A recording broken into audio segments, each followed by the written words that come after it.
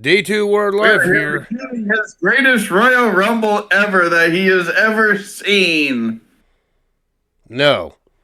D2, Yes. D2 Word Life here with... You told me last week, right when I picked this, you said it was literally your greatest Royal Rumble that you ever saw because you got to see Roman Reigns, your biggest fan of the wrestler. Are you done being an asshole to my intro right now? No, but go on. Jesus Christ. Yeah, D2 Word Life here with Rip Asshole Tides. No surprise there.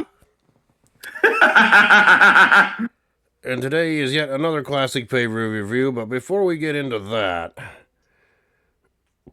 we're going to be talking about the Saturday night's main event results that happened January 24th, 2026, this past weekend at time of recording.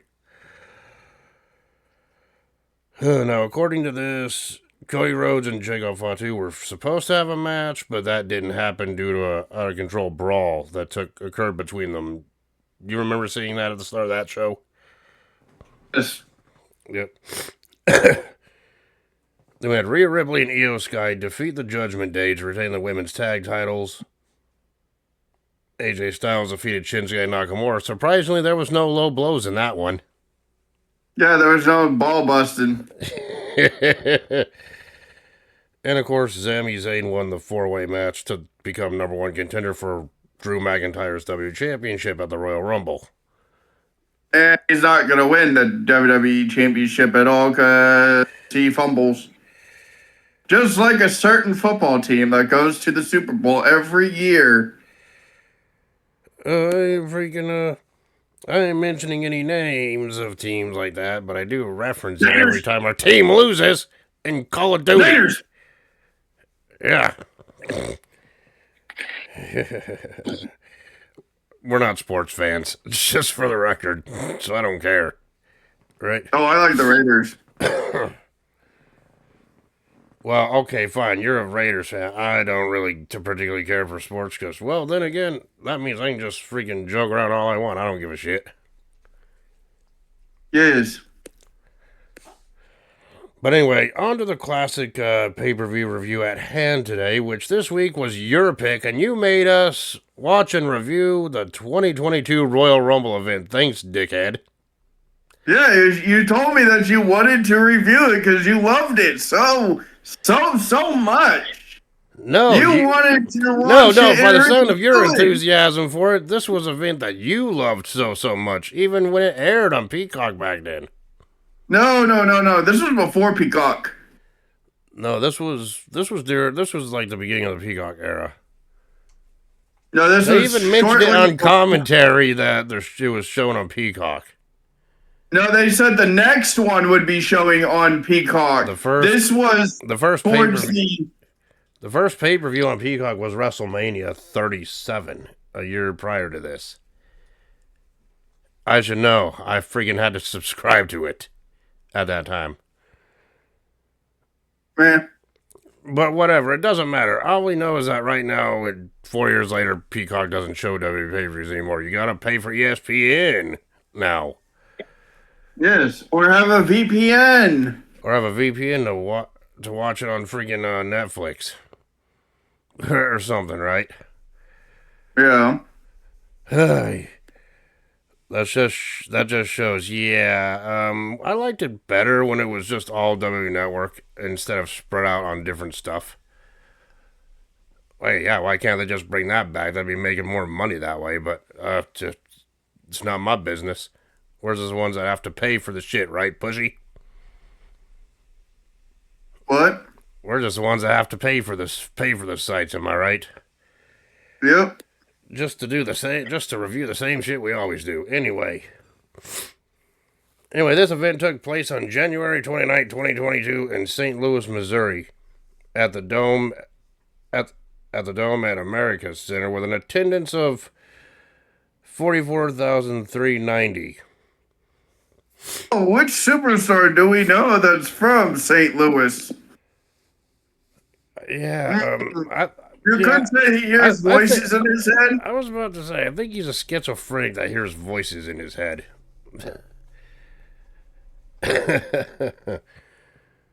And the commentators for this event were Pat McAfee, your boy Michael Cole. Nope, your boy.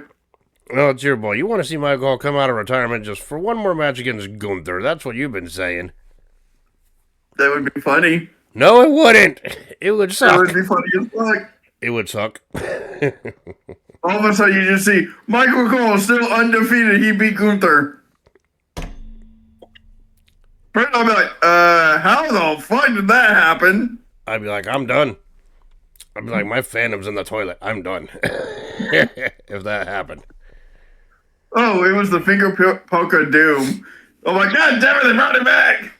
The other commentators for this event, besides those two, were Jimmy Smith, Corey Graves, and Byron Saxton as well. With Mike Roman and Samantha Irvine as the ring announcers for this event. So we see the opening video package hyping the event, and then we go into the first match after being welcomed by the commentators, which was our tribal chief Roman Reigns defending the Universal title against Seth Rollins. No! Don't even lump me in with that shit. Acknowledge him. No. You will. No, I won't. Yeah, whatever. He was defending the Universal Championship on this night against Seth Rollins, who was... There's only one time that I freaking only rooted for him, and that was it. Yeah, and you've been a fanboy ever since. No, I have not. I do not like Roman Reigns. I mean, hell... Whatsoever. We know you want Roman Reigns to win this year's Rumble, that's for sure. Oh, I know you do. Actually, everyone does. Nope. Shit. I want Jericho to come back and fucking win it. So it'd be literally Jericho versus Punk. Part 2 at Mania. Yes. They had a We'd actually have a definitive win between those two. They had a freaking WrestleMania encounter years ago, though, so I'll give you that one, right? Yes, but they never had a definitive win, though. Yeah, the first one ended with Punk winning, and they had their street fight a month later at Extreme Rules 2012. Which we still need to review, by the way. That one was actually a good encounter, right? Yes. And of course, the Usos were banned from ringside, and Seth Rollins was playing mind games with Roman Reigns because Seth Rollins didn't come out with his traditional entrance. Well, also at this time, he didn't have his wise walrus. Oh, that'll change later in the night, right? Oh, I know. Shit, Seth Rollins came out wearing the Shield attire, coming out to the Shield. He came out to the Shield fucking theme as well. And making his entrance to the crowd, playing mind games with Roman Reigns. Right.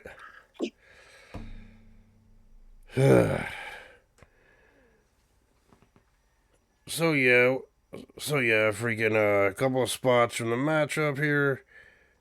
After some brawling back and forth in the ring, freaking Rollins did get the advantage over Reigns on the outside by powerbombing him through the announce table, so the announce table broke right away. Right? Yeah, he shield bombed him. Which I'm pretty sure made you happy, and I'm just like, yeah, looking at in this day and age, I bet you're like, well, this sucks, I hate both. Oh shit. Am I right? Exactly.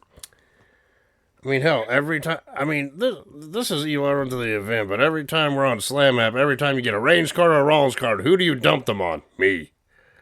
Because I don't care for them. I don't, and people trade them to me. And of course, at one time after avoiding a Phoenix splash back in the ring, freaking Reigns tried to spear Rollins, but Rollins freaking ended up pedigreeing freaking Reigns. I remember seeing that, right? Yeah. Yeah, and then Rollins ended up giving Reigns a freaking pokebomb and the stomp for a near fall. 2 count, right? Yeah. And everyone's like, damn, right? It was all 2 counts because even when Roman hit him with fucking With his two spears on two a 2 count, Superman punches and 2 fucking spears. it was still a 2 count, right? Well, 3 because he hit the first one outside the ring. Yep. Yeah, I mean, yeah, Reigns hit a spear on Rollins on the outside of the ring when they were brawling out when they were out there on the outside of the ring. Yes. And of course that's when Rollins countered the second spear attempt into the pedigree for a 2 count, like I was stating earlier. Right? Yes. Yeah, Which then they're like, oh, who else have we seen that does this move? Oh yeah, it was Triple H, who literally mind gamed him into turning on the Shield. yes. Yeah, near the end of the matchup, Reigns performed the second spear on Rollins, like we said, but throughout all the offense, no matter what freaking Reigns was doing, freaking Seth Rollins just kept laughing at Reigns and mocking him throughout the whole match, basically. Right? Yes.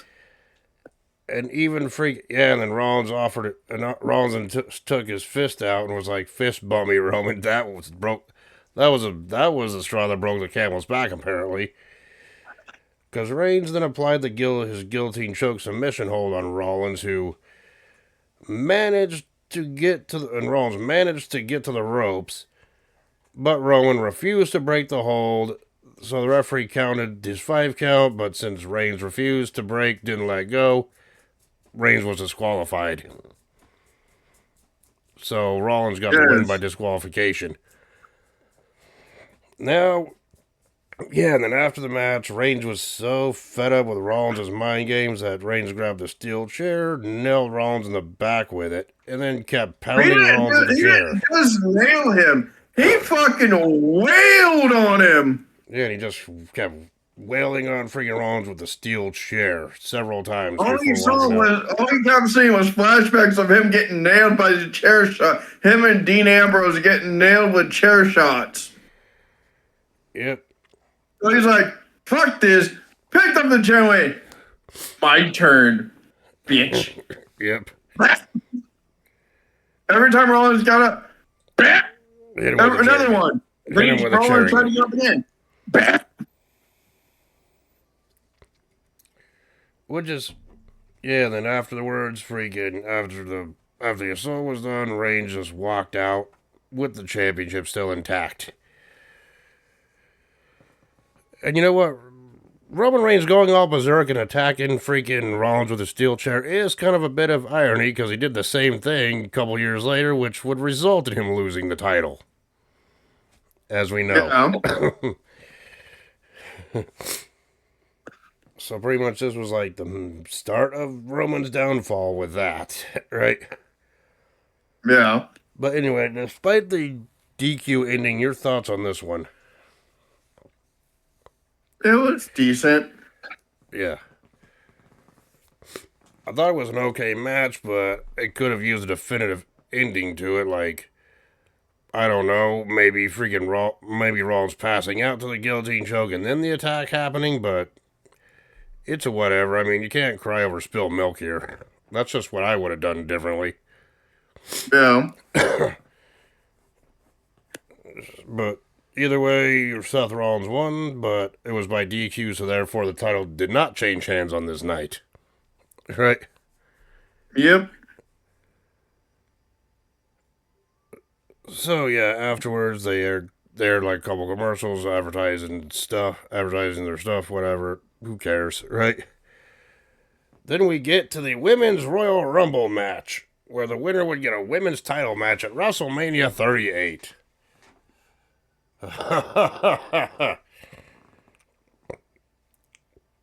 Now this one I believe was an alright one, right? But we'll just talk about it here. Try to be as brief as we can with the entrances here, man. I've been reviewing, man, last several weeks, man. We've been reviewing so many Rumbles after this weekend's one coming up. We're gonna be taking a break from Rumbles for a while. You know what I'm saying? We'll see. You bastard. Because I'm already thinking about February events, okay? So shut it, right? The number one entrance for this year's, for 2022's Women's Royal Rumble match was Sasha Banks, making her final Royal Rumble appearance, by the way. Yeah, because she would have been released shortly after this. Yeah, her and Naomi would actually walk out of the company 6 months later when they were tag team champions or something like that. And Sasha Banks decided to just sign with AEW instead. Basically, right? And Naomi would sign with TNA. Yep. Number 2, WWE Hall of WWE legend Melina was the second competitor.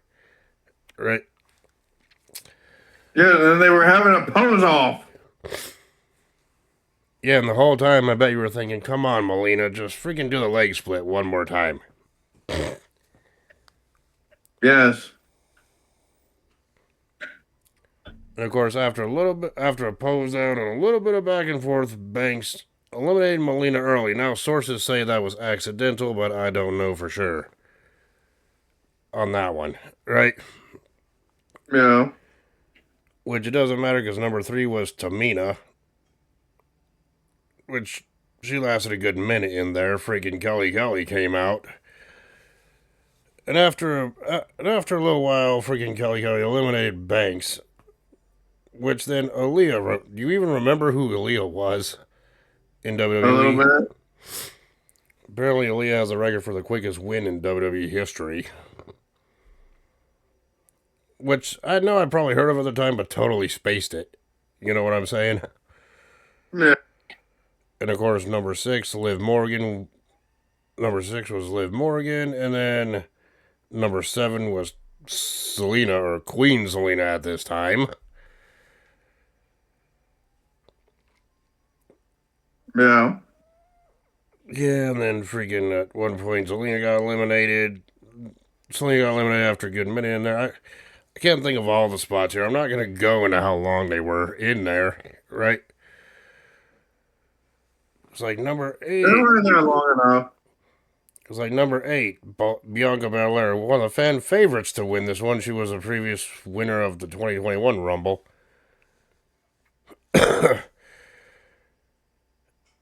Yeah, and then number 9 was Dana Brooke, who was the 24/7 champion, though we didn't know it. There was no 24/7 championship freaking run-ins for this one.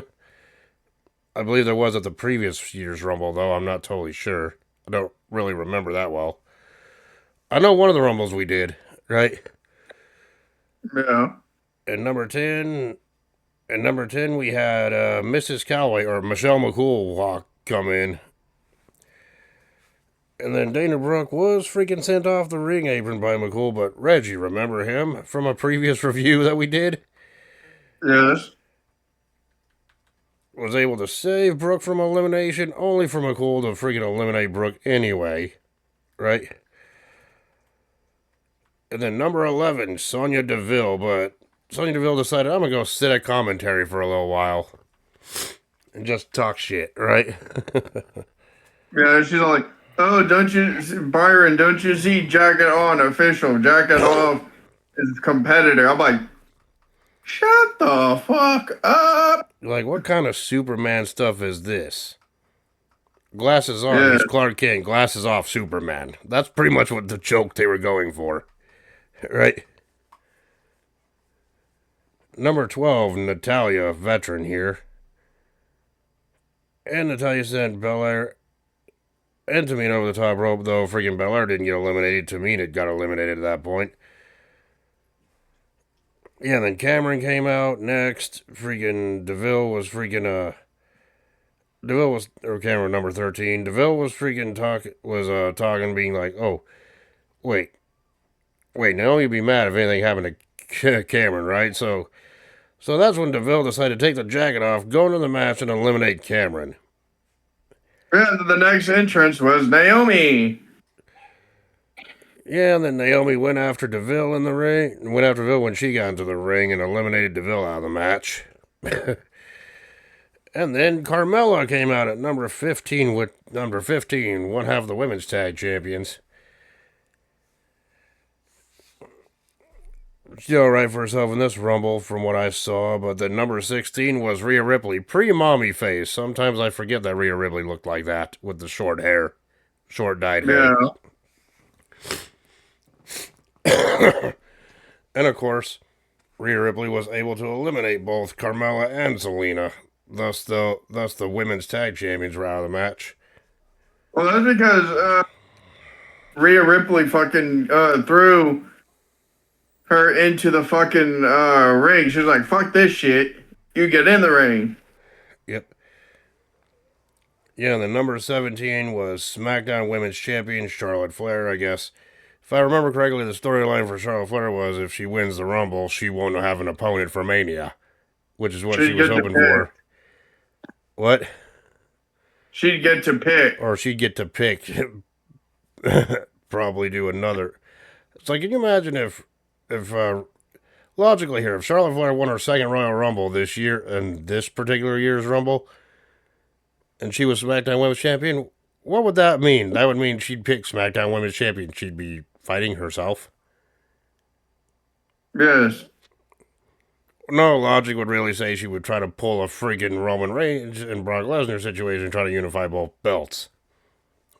Which, that actually happened in 2022 with Reigns and Lesnar, as we know.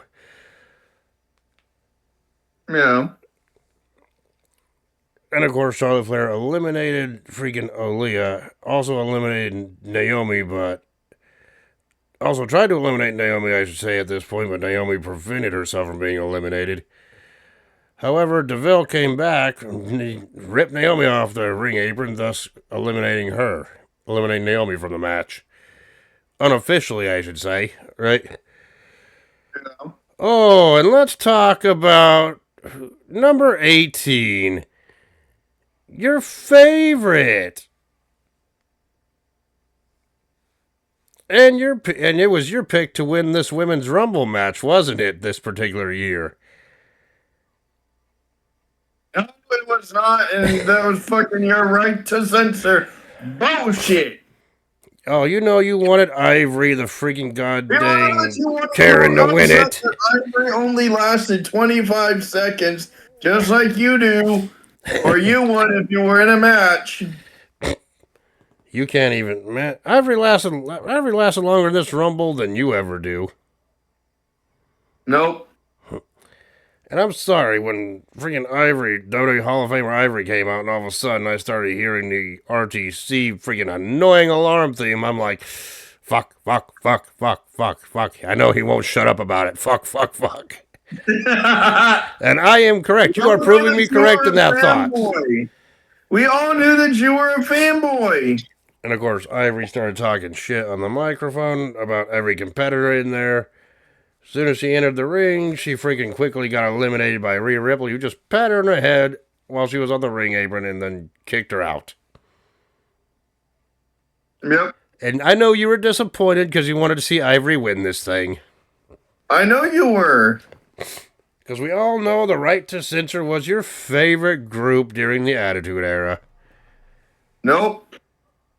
Hell, you said the Right to Censor enhanced the Godfather's career when he said no, it ruined it. Oh, hell no. Hell, wasn't it you at one point who said that Steven Richards should have won the 2001 Rumble and won the title at WrestleMania 17? That would have been awful. I know that you would have enjoyed it.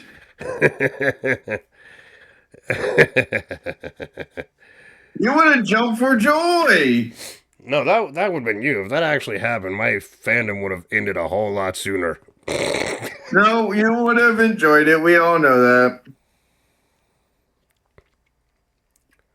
Yeah, and the number 19 was freaking Brie Bella, followed by entry number 20, Mickie James, who was the Impact Knockouts champion, or aka the TNA Women's Champion. And what's unique about Mickie James, she came out with her hardcore country theme song. And this was before the working relationship between WWE and TNA at the time, right? Yes. And of course, later on in the match, Mickey James managed to eliminate McCool after being in there for like, I don't know, 10 minutes or so, whatever the time was. Number 21, Alicia Fox. And we all know that's your favorite. Is it bad that, despite Alicia Fox's wrestling ability, is it bad that I only remember her as the person who Edge cheated on Vicky with in that storyline? Is that bad? Yes. And number 22, it was Stinky Ass. I mean, Nikki ASH. Sorry. I'm sorry, but the Nikki ASH character I wasn't really into. She was better off just being her crazy Nikki Cross character.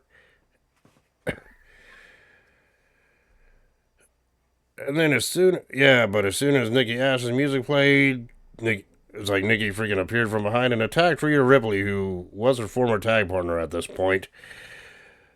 And she tried to eliminate Ripley, but that didn't happen. And Fandango's former freaking dancing partner, Summer Rae, was number 23. Is it bad that I actually remember that? Is it bad that I thought she looked older? Yeah. It's like, yeah, and then freaking she reignited her rivalry with Natalya, but Natalya ended up eliminating freaking Summer Rae from the match. It's like, yeah, and then Nikki Bella came out at number 24 and obviously assisted Brie to eliminate freaking Alicia Fox. And then Sarah Logan came out at number 25. Looked like she was going to reunite with Liv Morgan, but she was eliminated rather quickly by both Bella twins. Right?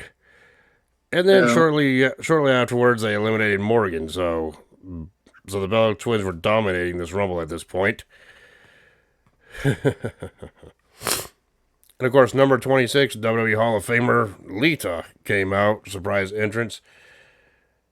And Lita then performed the DDT on Mickey James and through the ropes and then eliminated her and eliminated James from the match. And I'm like, I have flashbacks to their old rivalry from years prior, seeing that. Well, it was also Michelle McCool that got in there too, was facing Mickey James. Yes. Oh, yeah, and this was before McCool got eliminated. Her and Mickey James were scrapping at each other. Remember that history between those two, right? Yes, it was literally Mrs. Taker versus Mrs. Oldness. Yes. Because they were both married to Taker and Oldness at this point. Yeah.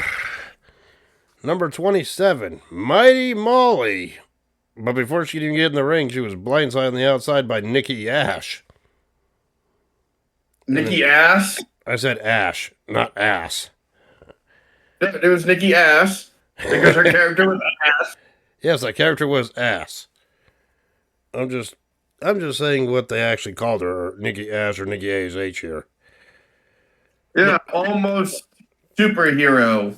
So yeah, it was superhero attacking superhero apparently.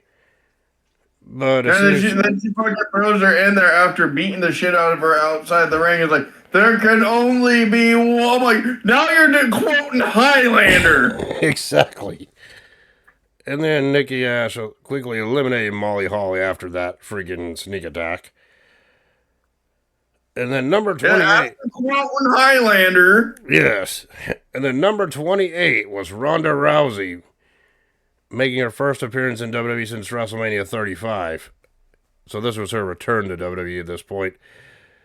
Rousey came in, eliminated Nikki Ash, followed by freaking Brie eliminating her sister Nikki Bella here. So both Nikki's were gone, right? Yep. And then number 29, Shotzi came out. And she got on top rope and dove on all of the opponents before freaking Rousey eliminated Brie from the match. Which I know that disappointed you. You wanted a Bella twin to win. I know you did. Yeah, then number 30, Shayna Baszler, Ronda Rousey's best friend. So I'm like, well, those two are going to be teaming up. Then Rousey eliminated Shotzi, and Rousey also eliminated Natalya. as well, right? Yeah, and then Lita attempted a moonsault, but Rhea Ripley freaking prevented that from happening, followed by Charlotte Flair eliminating Lita. Yeah, and then freaking while Rhea Ripley was on the ring apron, she suffered a big boot from Charlotte, thus getting eliminated. So the final four were Charlotte Flair, Ronda Rousey, Bianca Belair, and Shayna Baszler for the record here. Yeah,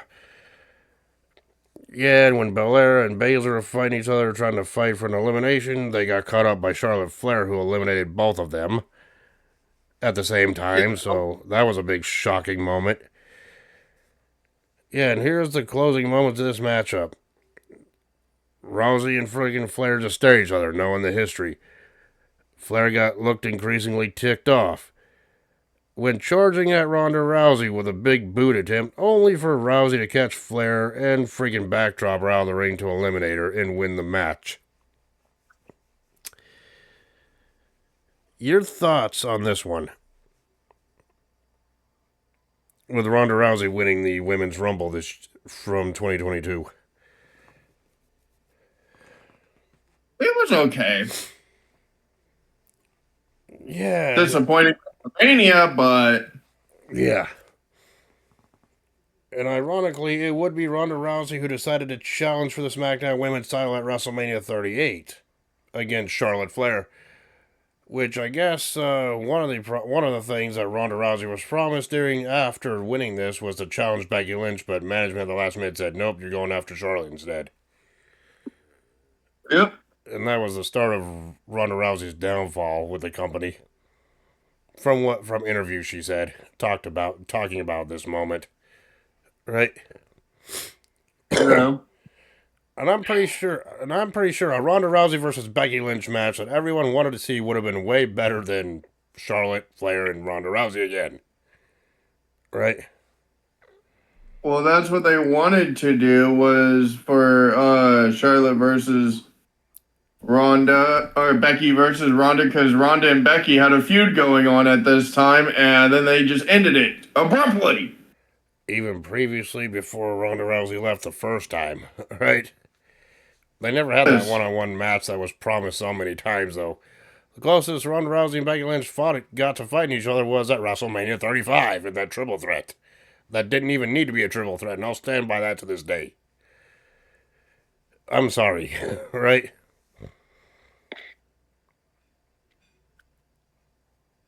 Well, anyway, after the Rumble match, we get on to our next matchup was for the Women's Championship, and it was... or the Raw Women's title was Raw Women's Champion Becky Lynch defending against Doudrop, otherwise known as Piper Niven today. Yes. Oh yeah, and I forgot. So what are some spots here? Every time Becky Lynch would try to do something offensive, Doudrop would always reverse it because she's a bigger woman of the two. Yeah. And every time freaking Doudrop would pancake Charlotte, Becky Lynch in the freaking corner of the ring or middle of the ring or whatever, or go for pinfalls. I was thinking of jokes that I could say to you, but I wasn't going to go that far. Oh, you mean just like previously, or at a future Royal Rumble where Chelsea Green got pancaked? Yes, you wanted by a Nia Jax and Piper Niven? Yes, and the real life equivalent of that is you wanted to be Chelsea Green. Nope. Anyhow, Piper Niven, or Doudrop, whatever you want to call her, was dominating most of this matchup. Becky Lynch had to fight from underneath, got a couple of 2 counts. But freaking near the end of the matchup, Becky Lynch tried to go for a manhandle slam, only for Doudrop to block it. Eventually, those two found each other on the top rope. I think freaking Doudrop was trying to do it's like a freaking move from the top rope on the Becky Lynch crashing down the mat, but it got reversed into a manhandle slam from the top rope. And Lynch pinned Doudrop to retain the championship. Your thoughts on this one? It was good, but they should have just let her keep her Piper Niven name and not come out with fucking Dewdrop. Oh, we all know Dewdrop was your favorite gimmick that Piper Niven had. No, hell no.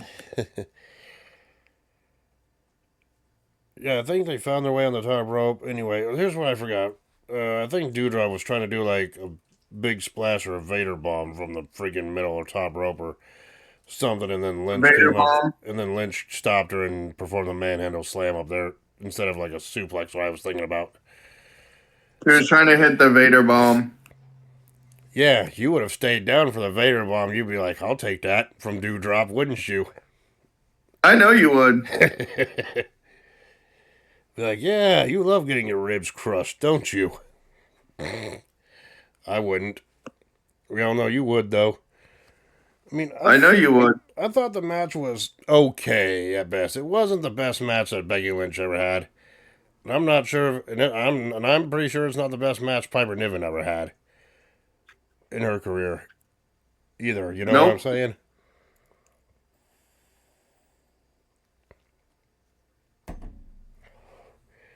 Anyway, we go on to the next matchup, which was for the WWE Championship. It was Bobby Lashley, accompanied by MVP, taking on the WWE Champion Brock Lesnar, accompanied by Paul Heyman. Yeah, and they did show a video package before the match.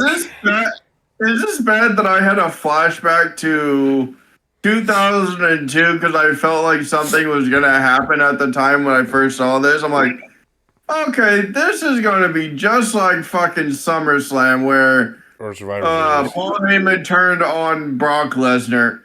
Oh, wait. And then it happened. Don't you mean Survivor Series? Whatever, it was the same thing. Whatever. Survivor Series, SummerSlam, whatever.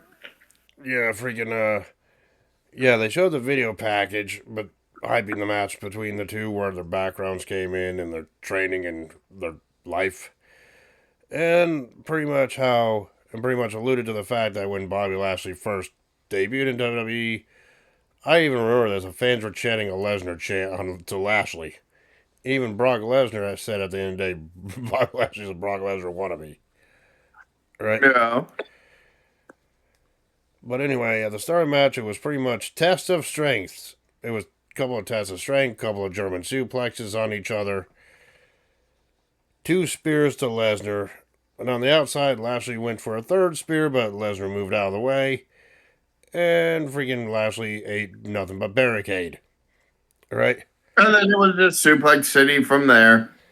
It was like Suplex City, Suplex City, Suplex City. Like several freaking suplexes. Lashley was able to counter another German suplex attempt after like 7 or 8 of them. I lost count at this point. Applied the Hurt Lock submission hold, which is, the full Nelson. Yes.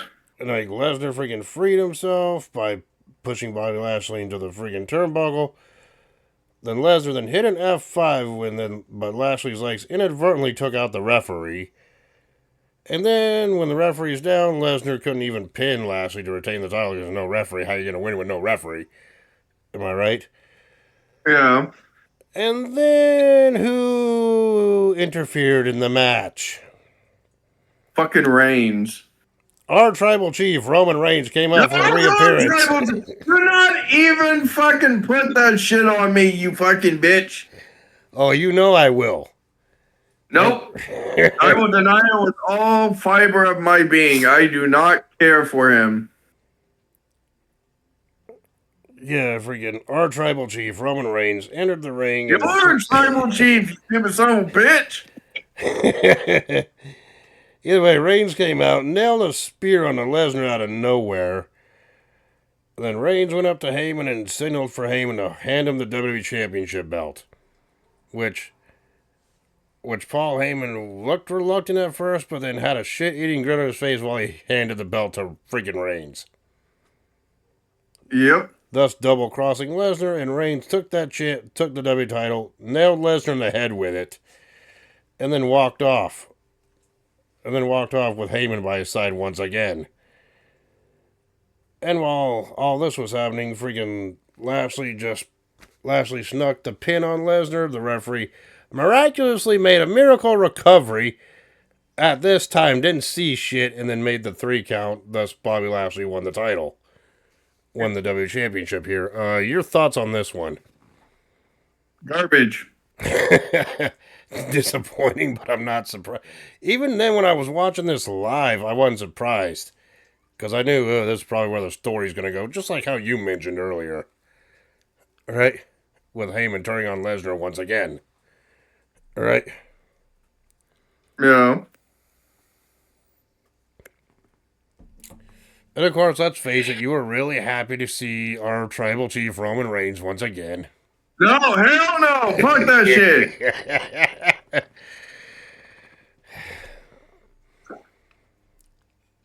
You know, one of these days we're going to have to review the event.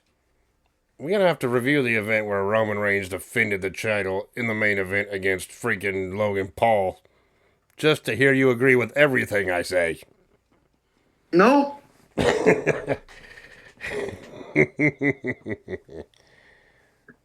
But anyway, I thought the match was... It was decent until all the interference happened. Then it just went downhill for me. Even though I knew it was coming. Even then I knew it was coming. Right? Like I said, I had flashbacks, and then I had flashbacks again while rewatching. I'm like, okay, this motherfucker's gonna turn on him yet again. So for me, it was decent, like teetering on average until like the end. And then I'm just like, well, we're going right back downhill again. Because, you know, I'm not a big fan of a bunch of interferences in a match. That's what drags the score down for me, regardless who's in it or who interfered. Unless the rules state otherwise, you know what I mean? So, after that whole debacle, we go into the mixed tag team match. It was the Grit couple versus the It couple. Otherwise known as Edge and Beth Phoenix taking on The Miz and Maurice. Last time we reviewed Miz and Maurice in a mixed tag match, they lost. Now let's see how they fared this time around.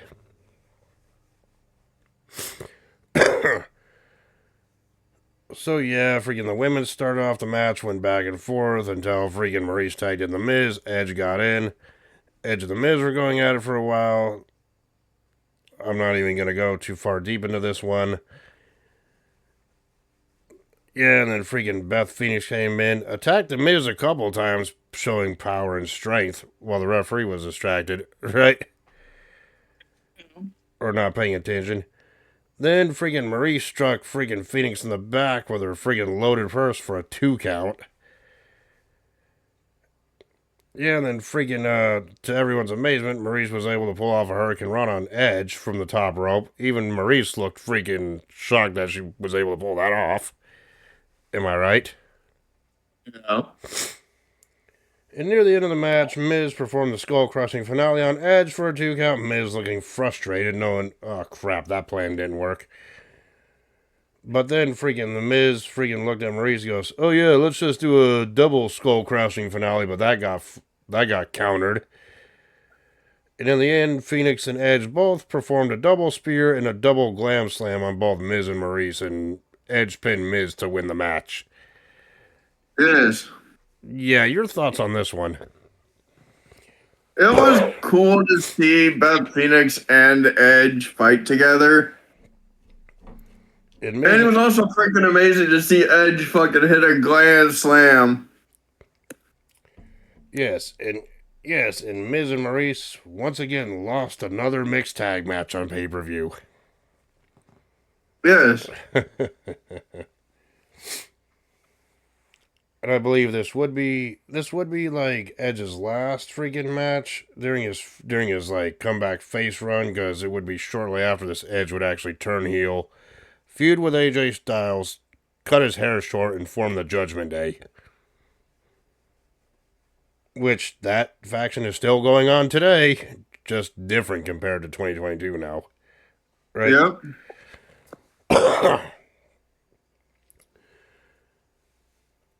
So yeah, anyway, I thought it was Your thoughts on the match? My thoughts on the match? It was okay. It wasn't the best mixed tag match I've seen, but it's not the worst one either. I've seen worse than this.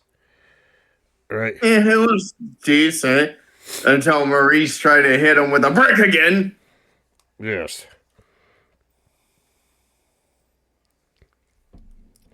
Yeah, but even that, it was okay at best. Right? Yeah. I don't really expect, a 5-star classic or match of the year from a mixed tag match. That's just me. So now we got to get through this quickly here, or as quick as we can. These Rumble matches take a good minute to talk about, as it is, shortened or long, am I right? Yeah. And then we get to the main event, which was the men's Royal Rumble match, where the winner would get an opportunity at either the WWE Championship or the Universal Championship at WrestleMania 38. We have number one, AJ Styles, who did a Shawn Michaels like pose during his entrance, by the way, Yes. because Shawn Michaels entered at number one in '95 and won the dang thing. And number two was Shinsuke Nakamura, who was the Intercontinental Champion at that time. And when the match started off with those two, I was having flashbacks to their ball busting feud. I'm like, no, not again, right? Yep. I mean, hell, we just reviewed one of their matches last week. I didn't need a repeat. Am I right? Yep. And of course, number three, your boy, Austin Theory. Nope. Yeah, and then number four, Robert Roode. I think this was one of Robert Roode's final matches in WWE, if not the last one.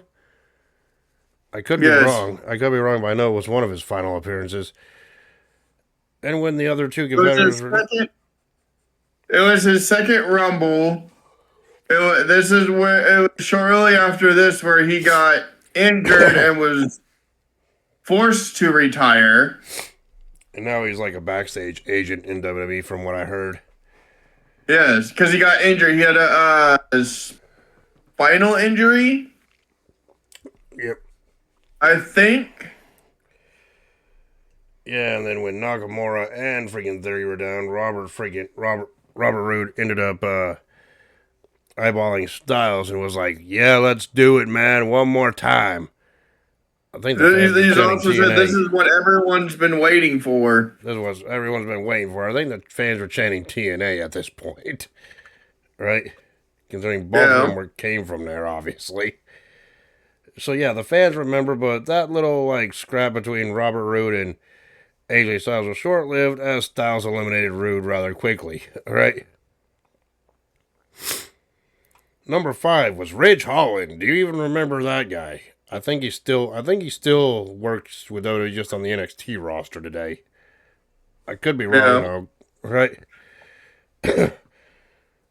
Yeah, and then freaking Styles shortly after freaking Ridge Holland's entrance, Styles eliminated Nakamura. Number six was Montez Ford of the Street Profits.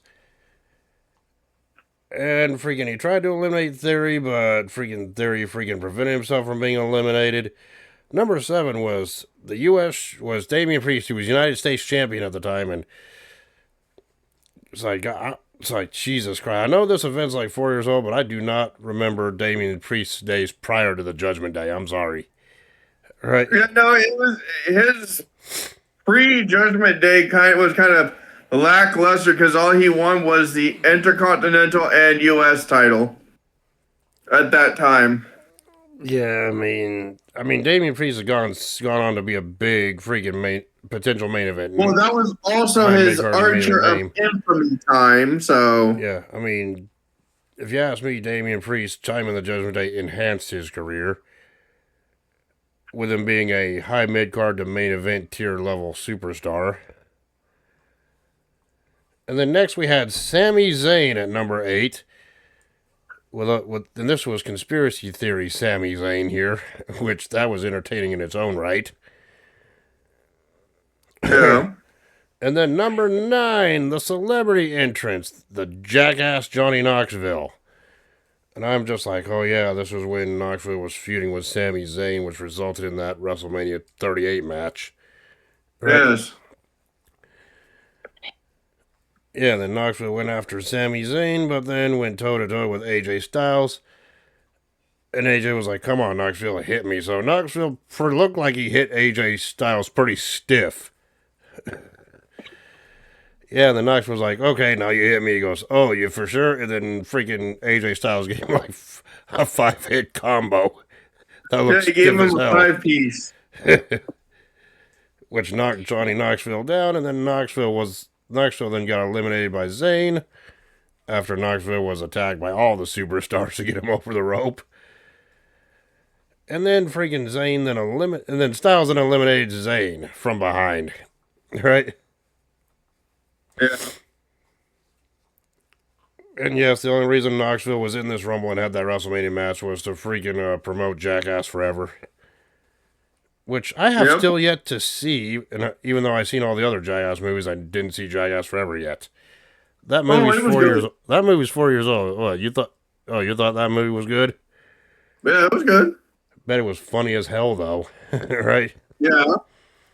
It had all the original guys from Jackass. Yeah, the number 10, Angelo Dawkins, followed by number 11, Omos. And is it bad a Yes. certain joke that I can't say here was popping in my head when I seen Omos enter? Something along with El Grande. I guess you could say that. El Grande Americano. That could be El Grande Americano's new bodyguard, dressed like him. Yeah. Can you imagine if we actually seen that? I'd be like, what else do I see in my crystal orb? Right? Of course, it didn't matter because Omos eliminated both members of the Street Profits, and freaking Omos eliminated freaking Damian Priest a little later on, following that.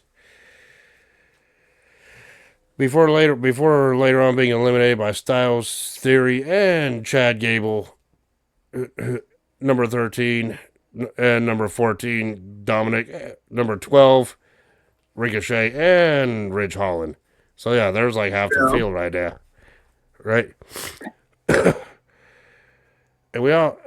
Sorry, I can't. Sorry, is it weird when I seen Dominic Mysterio? I'm like, this was when he was a good guy. Instead of the trash can, Yeah. was Dominic here the freaking recycle bin at this point? Yes. Before he freaking grew out to be the trash can that we know. Yes. And of course, number 15 was Happy Corbin. God. I'm sorry, the original Baron Corbin character was better than Happy Corbin, but we all know Happy Corbin was your boy. Nope.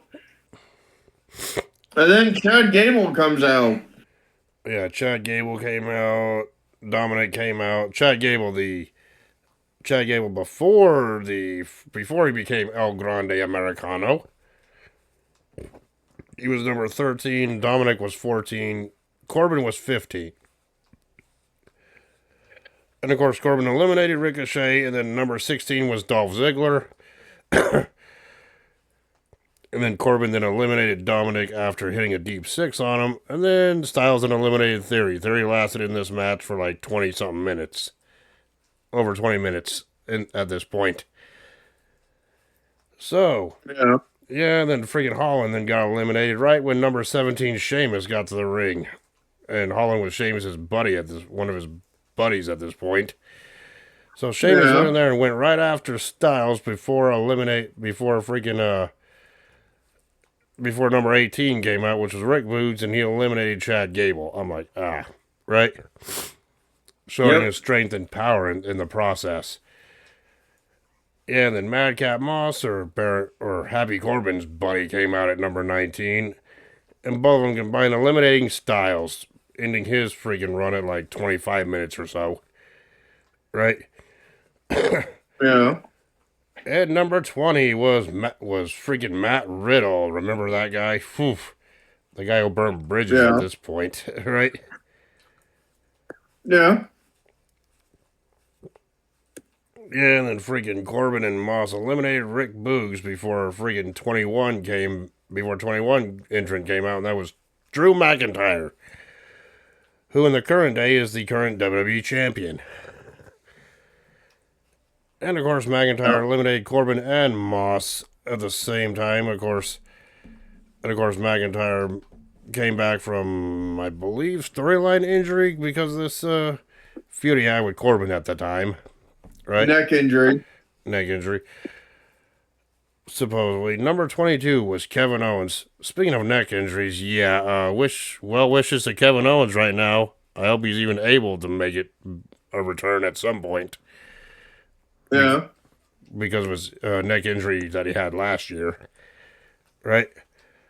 And of course, Owens and McIntyre went right after each other. Number 23 was Rey Mysterio. And then Rey almost eliminated Riddle upon entry, but then Owens nailed a stunner on Mysterio, laying him out. And of course, number 24, your boy, Kofi Kingston of the New Day. Nope. We all know you wanted Kofi Kingston to win this Rumble. No, Yeah, you did. You can't lie. I'm not lying. I never liked the New Day, and I still don't. Yeah, you do. No, I don't. You do. No, we all know you were a fan of the New Day, especially when they were wearing those oversized morning hats. Yeah, no, Last that was year. you. Last year, that was... Okay, you got a point there, because that's meme-worthy, but still. Right? Of course, as soon as Kofi Kingston got in the ring, he got attacked by Owens.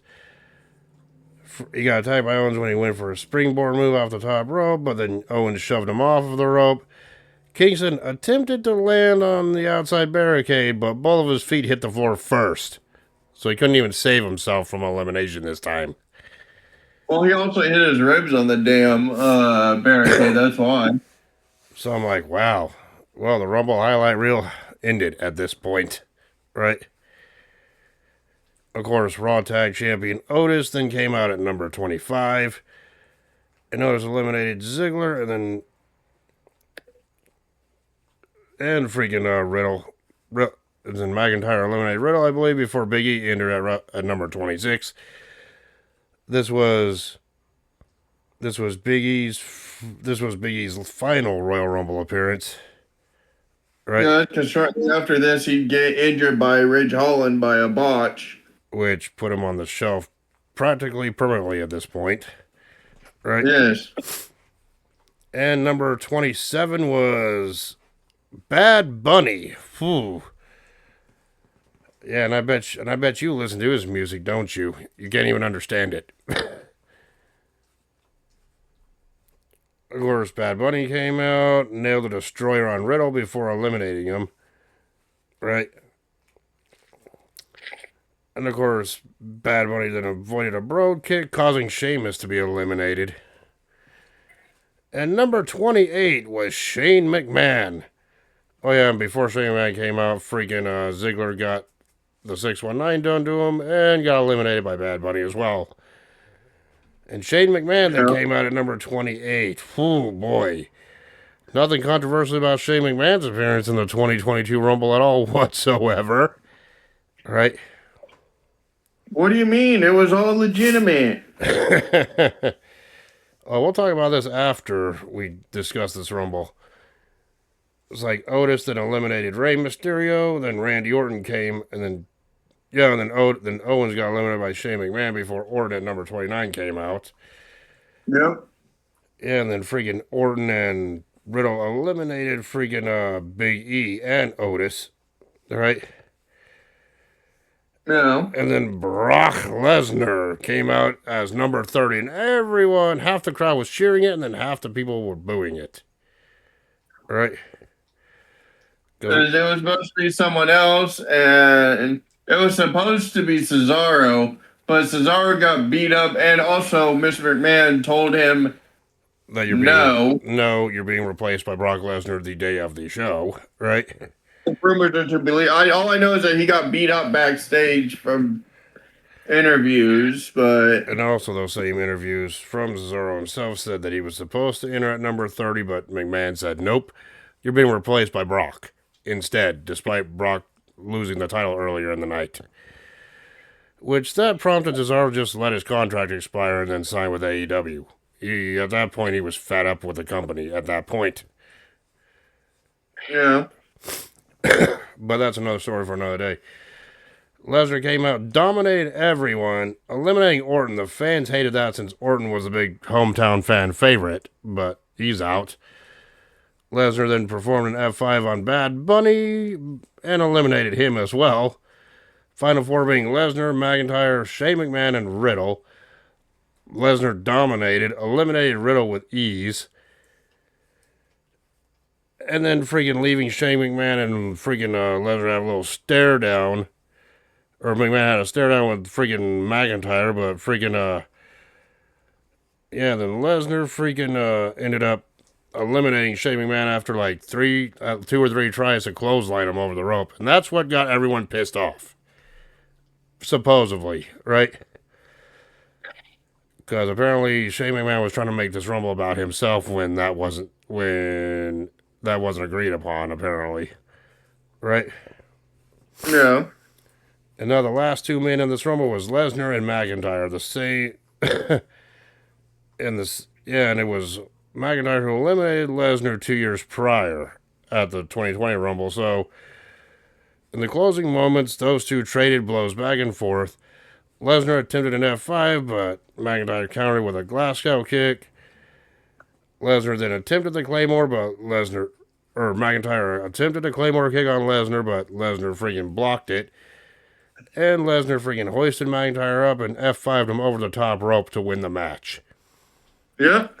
And to earn a world title match at WrestleMania 38. And with this, Lesnar became the fourth person to win the Royal Rumble Royal Rumble from number 30.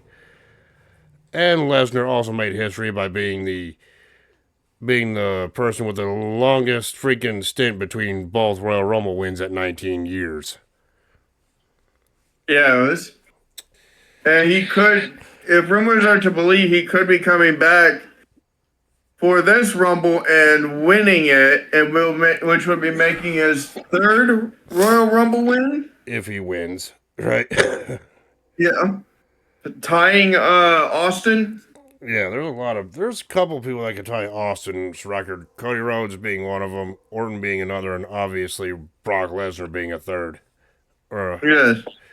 On the active roster right now. But yeah, this Rumble. Your thoughts on this men's Royal Rumble from this event that Lesnar won?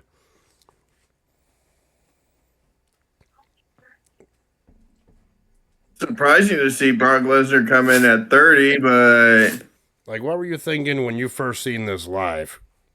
And Lesnar came out at 30 after losing his title to Lashley. I'm like, he really didn't need it because he had his automatic rematch anyway. Plus, he had the power of being Brock Lesnar. Like I was about to say, did Brock really need to win this Rumble? He could have just demanded a title shot against Reigns at WrestleMania and gotten it because he's Brock effing Lesnar, right? Like, jeez. Yeah. And that's why this Royal Rumble has gotten a reputation as it did, with many fans hating on it. But either way, this is the first time that two former UFC champions won their respective Royal Rumble matches in a single night, so there you go. Right?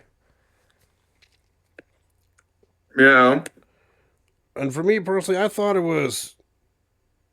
Yeah, let's just face it could have just been won by someone else. I wasn't a fan of this Rumble. So I'm not even going to pretend like I even was. Right? It was still a decent Rumble, but so...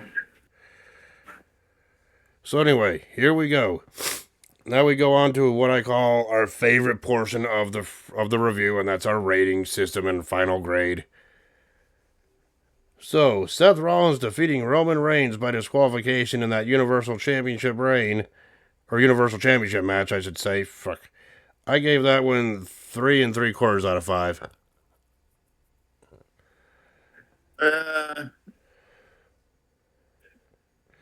I give it 2.5.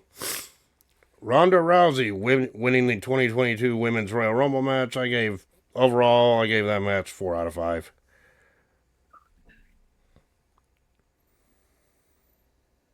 What one are we on?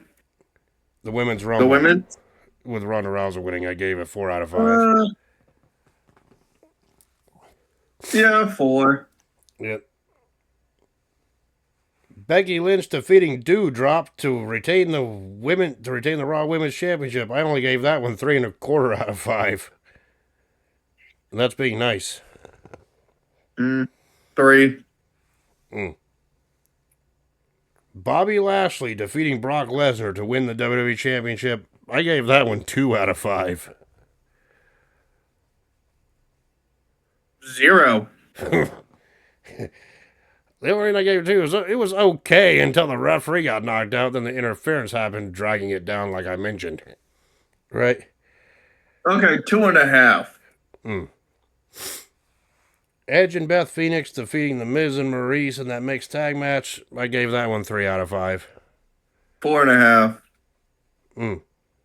And Brock Lesnar winning the 2022 Men's Royal Rumble match.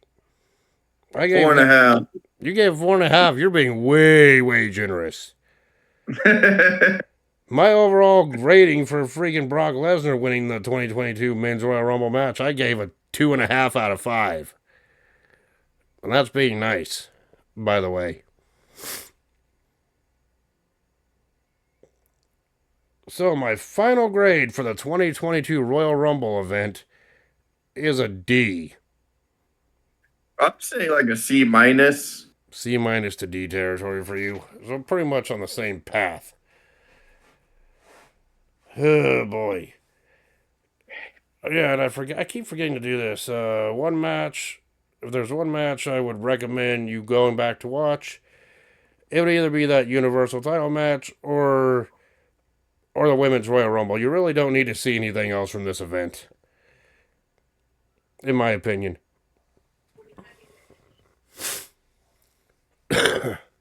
What matches would you recommend from this?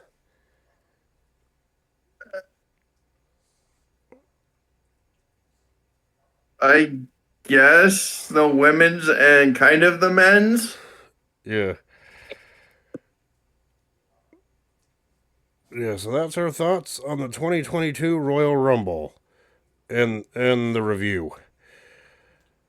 So now we got 2 more pieces of business to take care of before I end this review here in this video. This Saturday is the 2026 Royal Rumble event.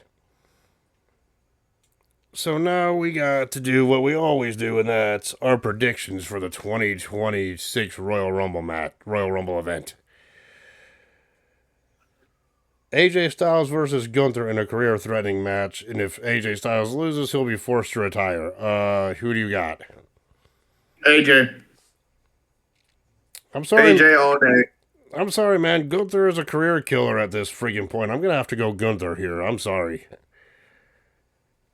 He ended Goldberg and Cena's careers. Okay? But then again, I hope to hell I'm wrong on this one when I say that. Drew McIntyre versus Sami Zayn for the WWE Championship. My prediction is Drew McIntyre. McIntyre, Because I feel like Drew McIntyre may carry the WWE title into WrestleMania. That's what I think. Now, we only got 2 other matches, and that's the Women's and Men's Royal Rumble matches. So for the Women's Rumble match, I would have to say we could pick a couple of names because it's really hard to predict a Royal Rumble match. Who's going to win and who's not.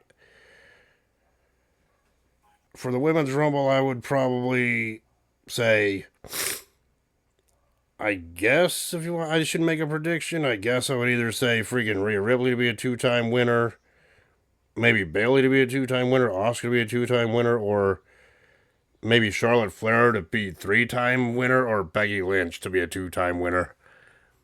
I could be all those names I just said. I could be totally wrong, but that's just what I think, right?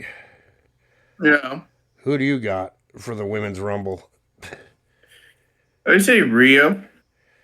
course, Rhea's one half of the women's tag champions right now, but you never know. It could happen, right? Yeah.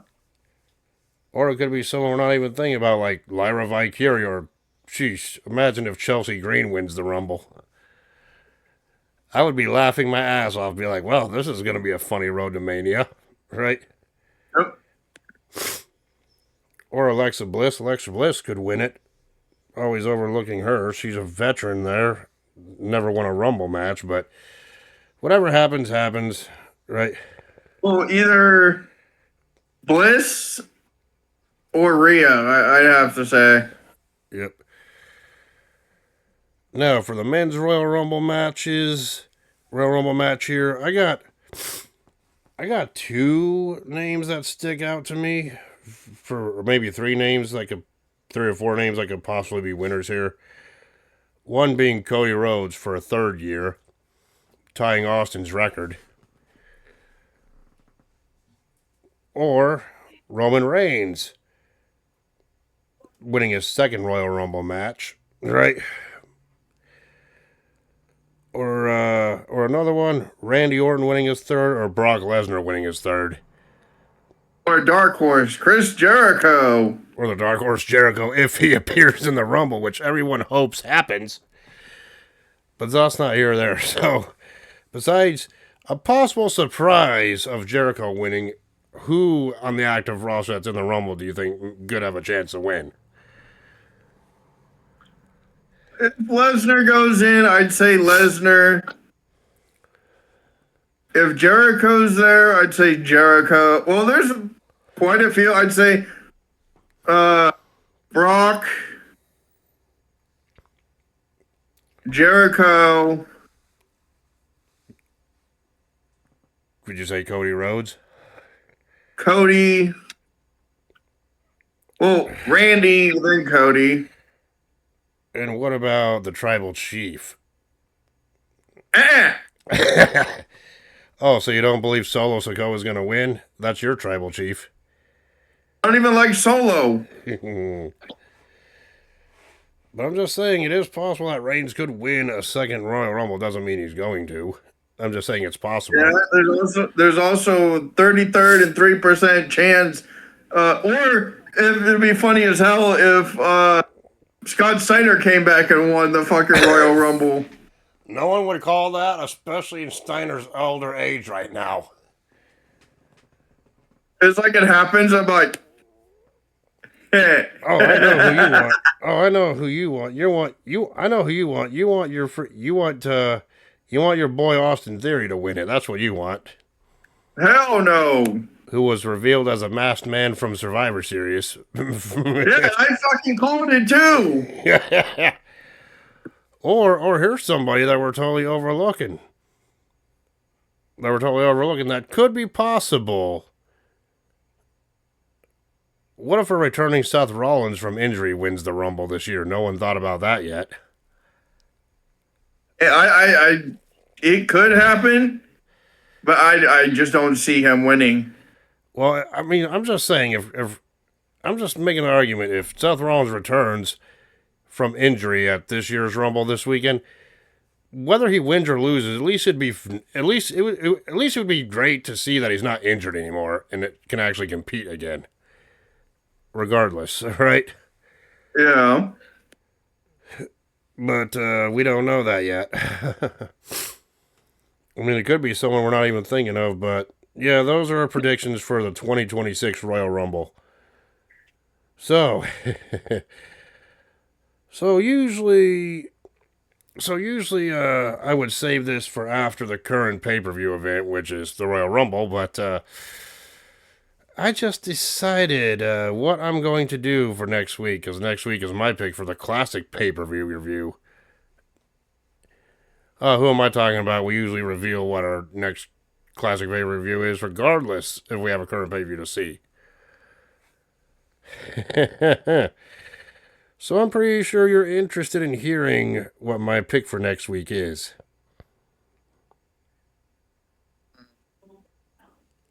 I think I know it, but you can announce it. Okay, fine. What do you think it is? No, you can announce it.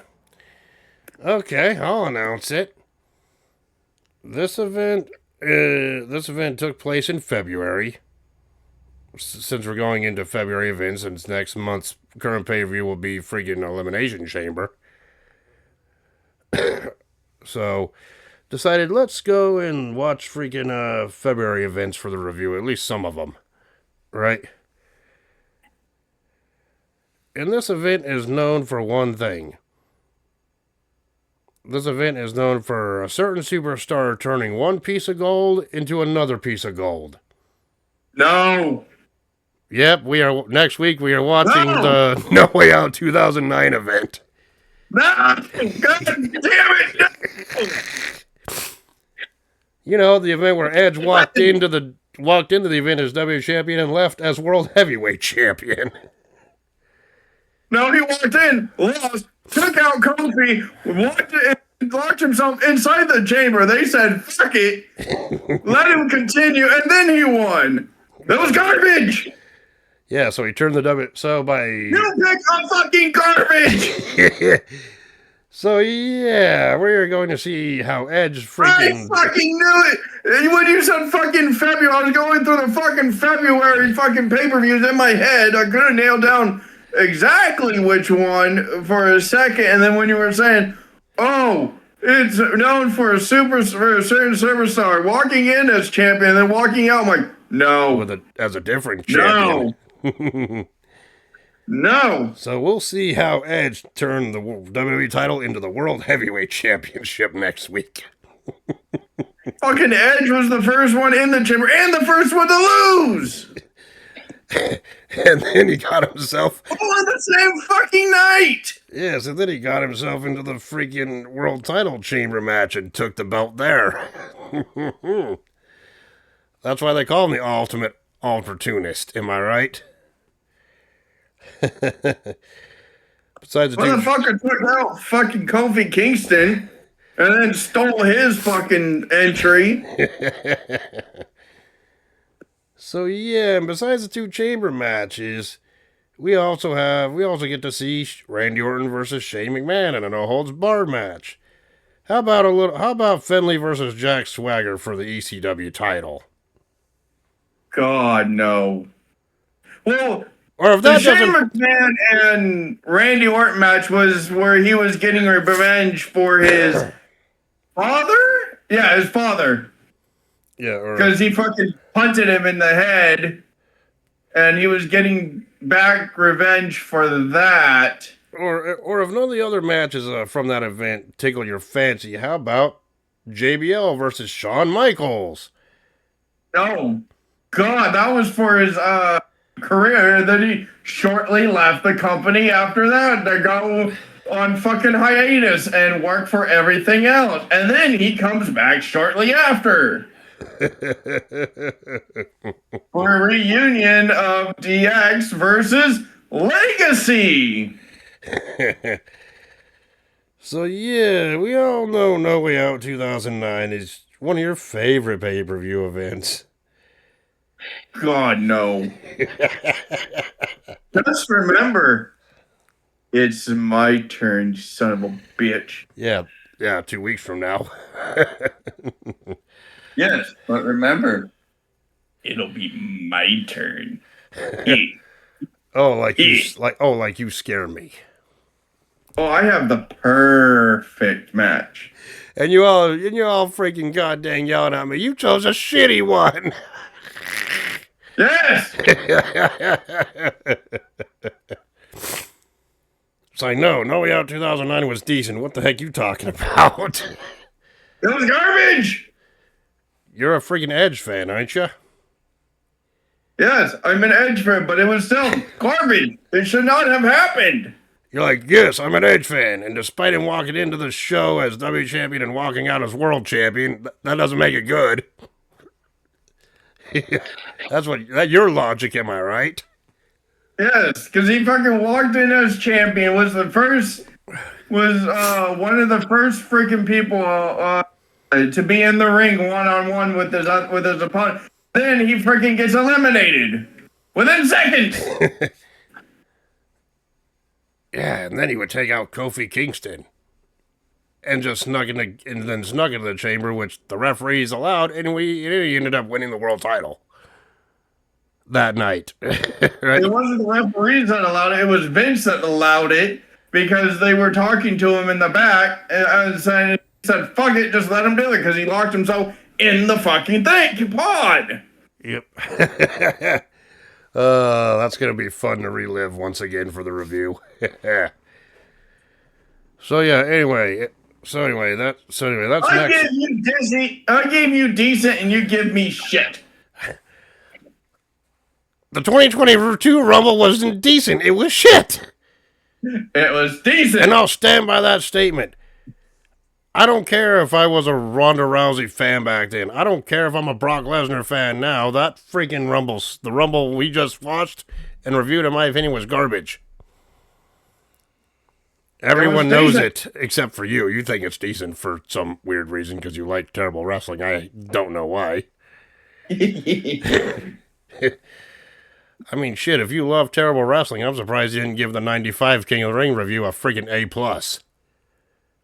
I lost brain cells. Wait a minute. Okay, there's a difference between a garbage event and an event that just gives you brain rot. Oh, speaking of brain rot, you may be fearing what I pick. I guess so. I guess we'll just have to find that out at the end of the 2009 No Way Out review next week. So yeah, we got the Royal Rumble 2026 and the No Way Out 2009 reviews coming up for the next Because two reviews. this event also happened in February, if I remember correctly. Oh God, that could be anything. Anyway, Oh no, it's infamous for the very horrible ending. horrible ending. Uh-oh. Uh-oh. If it's the one I'm thinking about, screw you in advance. I don't want to see someone turn into crispy KFC. No, it's not that one. Okay, but at least you knew the one I was talking about. Anyway, until then, so yeah, this review's gone a little bit too long, so yeah, we will talk to y'all in the next two reviews. Peace. Doses.